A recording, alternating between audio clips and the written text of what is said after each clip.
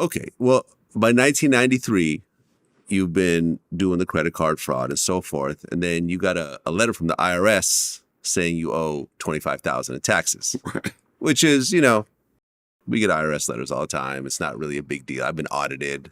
Not really a big deal, but you freaked out. You thought it was like the feds are at your door and so forth.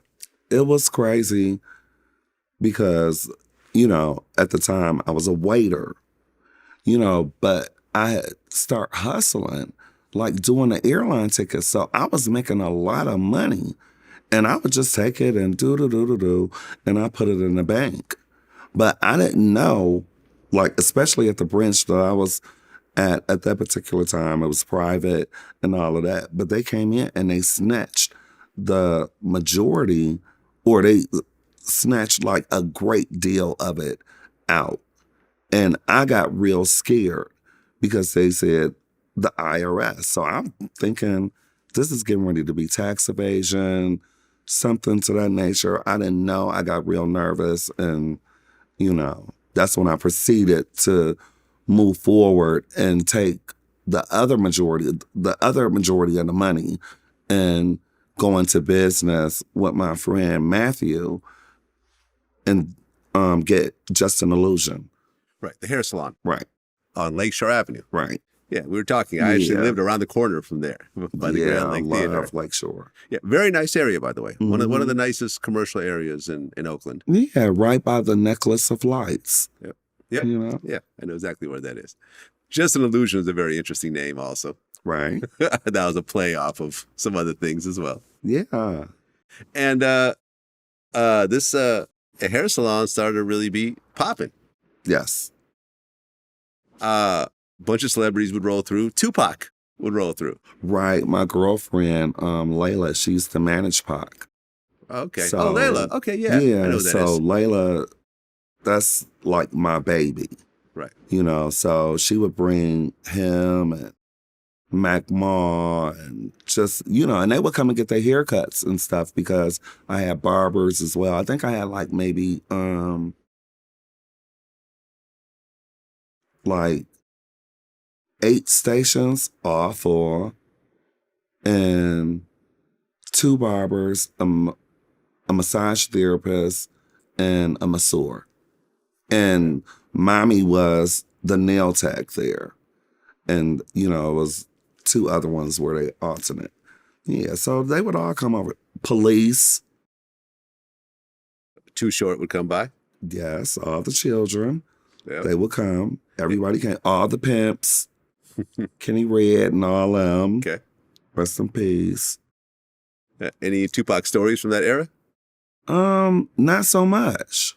Just came through. I mean, I just remember. Well, you know what? I do have one.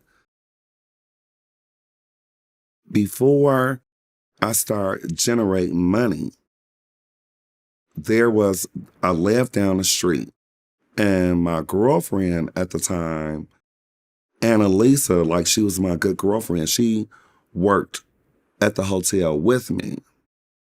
And her dude was really cool with the whole digital underground. So I got a chance to meet Money B and everything, which Money B is my boy all day, every day. Yeah, I know Money B. Yeah, Money, he 100 for real. And Pac and all of them would be down there.